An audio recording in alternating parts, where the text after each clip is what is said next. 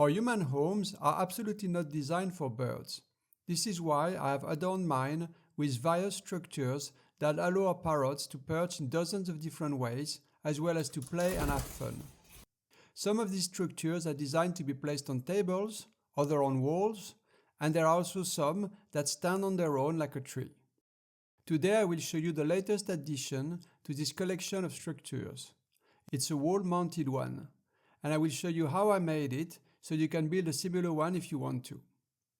Most of the work involves building the frame. I know nothing about carpentry. This is really rough woodwork, but who cares? It's designed to be chewed by parrots. These planks here were the cheapest I could find at the DIY store. They are made of untreated pine, which is safe for parrots.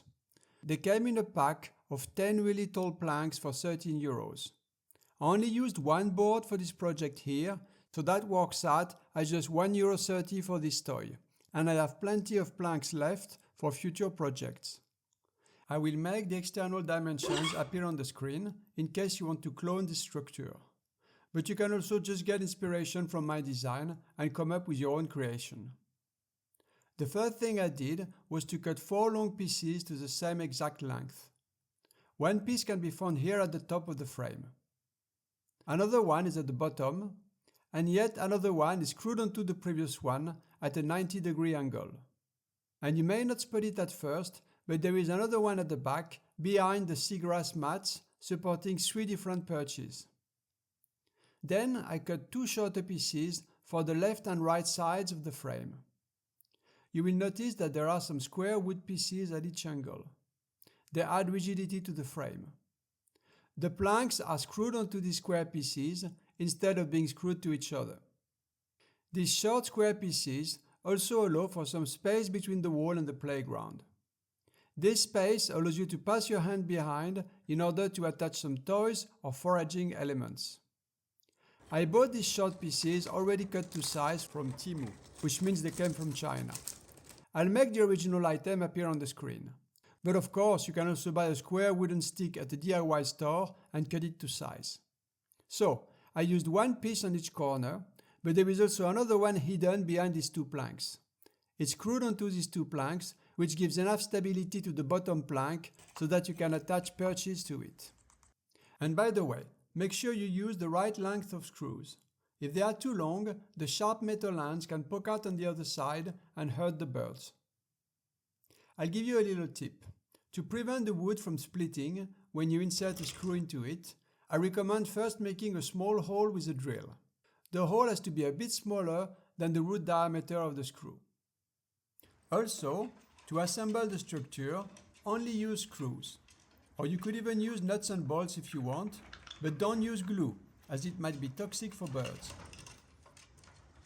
Also purchased from Temu were these 3 seagrass mats. It was advertised as a lizard hammock lounger, but of course it's also great for parrots. I actually purchased a whole bunch of stuff from Temu for this project. I am not sponsored or affiliated to Temu in any way. I'm just sharing with you the info in case you find it useful. Temu is typically cheaper than parrot toy shops in the Western world, but the quality is sometimes hit and miss. The mats are attached to the plank at the back with some zip ties. They are also attached at each corner using some plastic links. I bought a pack of 24 of these links and they come in a variety of colors. They are meant for children, but they are also very useful to make parrot toys or to hang them. Here, for instance, I use one of the links to hang this basket. I filled this basket with all sorts of hand toys, often made by me, and they love playing with them and tossing them on the floor. There is a total of 7 perches pointing in different directions, which give them a whole lot of sitting options. I didn't need to buy any of them since all of these are reused from previous structures that I made in the past. The wall playground faces the back garden through a big glass window, so the birds can check out all the outdoor action, mostly of the birds flying or looking for seeds. From the same structure, Bonzai and Magik can also take a look at what's going on in other rooms of the house. The large perch at the left allows for the view of the living room, while the one at the right gives access to the kitchen. As you can see, I've used perches of different shapes and sizes. This one here is made of liana. Bonzai and Magik love lianas, and they have different species of lianas on a few of their playgrounds. Lianas cut to various lengths can sometimes be found at parrot stores. If not, they are more commonly found at reptile stores. The type of wood will be specified. There are various, and you just have to make sure it's in the list of parrot safe woods. One cool thing about this playground is that it can be further modified in the future. If I want to add more perches, I will just drill new holes into it. You can hang toys from the perches or from some of those plastic links. The seagrass mats are something the birds enjoy climbing, but they also allow you to insert various things in it. For instance, these wooden spools fit perfectly in them. And then you can place a treat inside. Every morning when the birds wake up, the entire house is full of these treats, and the birds have to go search everywhere to find them. Each treat is half a chickpea wrapped in paper.